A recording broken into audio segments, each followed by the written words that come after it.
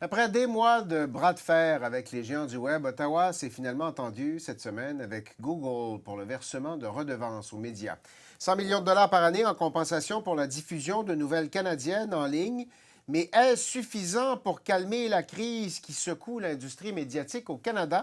Je me tourne vers Martin Champoux, député bloquiste de Drummond, porte-parole pour le Bloc québécois en matière de patrimoine. Bonjour, merci d'être avec nous. Merci de l'invitation. Est-ce que c'est une bonne entente qui a été signée cette semaine? C'est une entente. Et ça, en soi, c'est une bonne nouvelle. Est-ce que c'est une bonne entente? Peut-être qu'on aurait pu sauver beaucoup de temps, parce que c'est ce que Google avait mis sur la table dès le départ. On aurait espéré plus, évidemment, à 172 millions. C'était les estimations au départ. Mais pour moi, ce qui fait que c'est une bonne entente, c'est que Google ne coupera pas les liens vers les sites d'information. Et ça, en soi, c'était essentiel. C'est eux, dans le fond, qui avaient le gros bout du bâton dans ces négociations-là. Ah, bien, je pense que oui. Et il y avait tout intérêt aussi à garder le gros bout du bâton et à ressortir gagnant, de leur point de vue, du moins, de cette négociation-là, parce que la négociation qu'ils ont faite avec le Canada, ils vont avoir à en faire des similaires avec plusieurs autres États. Alors, ce qui allait se décider ici allait être significativement important pour leurs négociations futures ailleurs. Bon. 100 millions de dollars dans une industrie qui seront injectés. C'est pas demain, là, ça va prendre du temps encore, mais qui va aboutir dans une industrie qui traverse une profonde crise. Est-ce que c'est suffisant? Est-ce que ça va faire une différence? Bien, d'abord, ça va faire une différence, c'est sûr. Mais est-ce que c'est suffisant? Non, absolument pas. Il va falloir d'autres mesures. Il va falloir aussi repenser un peu la façon dont on traite le secteur de l'information. Qu'est-ce que vous voulez dire? Bien, je veux dire par là qu'on est arrivé en 2023 avec un grand retard sur la technologie. Les habitudes de consommation de l'information ont changé au fil des 10, 15, 20 dernières années avec l'arrivée des géants du numérique. On ne s'est pas adapté assez rapidement et on n'a pas aidé non plus les plus petits joueurs de l'information à s'adapter, à faire le virage numérique, par exemple.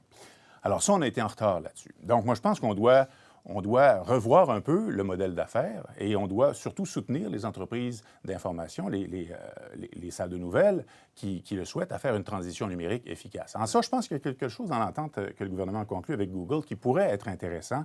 C'est que Google, en plus des 100 millions, vont aussi fournir différents services aux entreprises de nouvelles. Et ça, c'est à déterminer. On n'a pas encore le fin détail, mais j'ai l'impression que ça pourrait être assez bénéfique pour la transformation du modèle d'affaires de certaines entreprises. Bon, quand on voit ce qui s'est passé à TVA il y a quelques semaines, puis ça, c'est seulement TVA, il y a eu des coupures chez Bell, il y a eu des compressions chez Postmedia plus tôt cette année, il y a Cogeco qui s'est pointé devant le CRTC la semaine dernière pour dire « ça va mal chez nous », puis nous aussi, on s'en va vers des coupures. Ah, ils ont été clairs, transparents, hein? Oui. Qu'est-ce qui manque? Qu'est-ce qu'il faut? Qu'est-ce que le gouvernement fédéral devrait faire pour tenter de calmer un peu cette crise-là? Bien, on savait qu'il y aurait un bras de fer qui se jouerait à partir de l'adoption de C-18 jusqu'à la conclusion des négociations. En fait, on ne savait même pas s'il y avoir une conclusion à ces négociations, une conclusion heureuse, s'entend.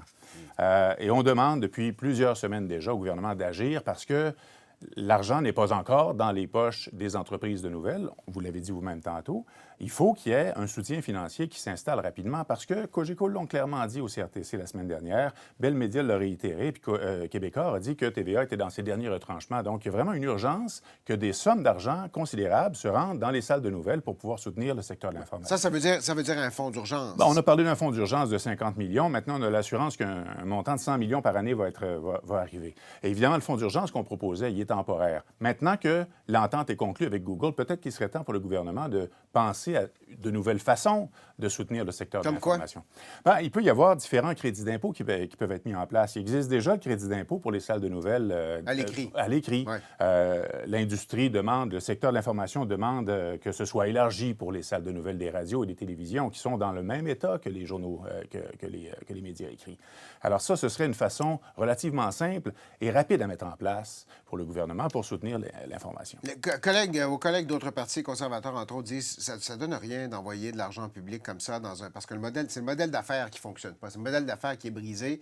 Puis on fait que ralentir une voiture qui se dirige vers le mur de toute façon. Vous dites quoi, ça? Eh bien, je connais des gens qui ont des très, très vieilles voitures qui fonctionnent encore très bien parce qu'ils ont bien entretenu. C'est pour ça qu'on propose de faire des états généraux sur le secteur des médias d'information parce que, comme vous l'avez dit, le modèle d'affaires, il est peut-être effectivement à repenser. On n'a peut-être peut-être pris le virage technologique un peu trop tard et certains qui ne l'ont même pas encore pris faute de moyens. Alors peut-être que c'est le temps d'arrêter de mettre des pansements sur les bobos puis de prendre un pas de recul puis de dire, regarde, prenons le temps de regarder comment fonctionne notre industrie, où est-ce qu'on s'en va, qu'est-ce qui s'en vient dans l'avenir. Le secteur de l'information, il est vital, on ne peut pas mettre ça en doute. On ne peut pas laisser aux géants du numérique le soin de gérer ça, de gérer la diffusion et la production d'informations. Ça n'arrivera pas. Alors, il faut qu'on se fie aux entreprises de nouvelles, aux médias sérieux et rigoureux. Et puis, pour ça, je pense que le gouvernement doit quand même s'en mêler d'une manière ou d'une autre. L'enveloppe de 100 millions de dollars de Google devrait être... Est-ce que les bénéficiaires devraient inclure le diffuseur public?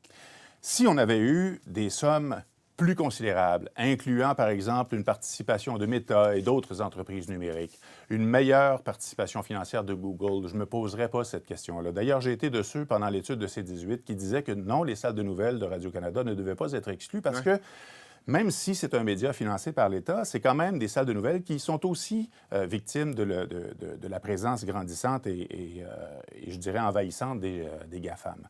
Maintenant, dans le contexte où on n'a que 100 millions pour l'instant, je pense qu'il appartiendrait peut-être à Radio-Canada de dire non, on n'aurait de toute façon pas une part énorme de ce montant-là. Il est préférable qu'on laisse ça aux entreprises privées, au secteur des médias privés, du moins en attendant que peut-être des sommes additionnelles se rajoutent, puis qu'on voit que finalement, on reprend un peu de la santé. Mais pour l'instant, je pense que ce serait assez mal vu que Radio-Canada pige dans cette assiette-là. Je vais vous entendre sur un autre dossier. La semaine dernière, la ministre Saint-Onge s'est fait reprocher par une députée conservatrice, Rachel Thomas, de ne pas répondre à ses questions en anglais. Elle préférait, Mme Saint-Onge a répondu en français à des questions qui lui étaient posées en anglais. Ça a suscité un tollé.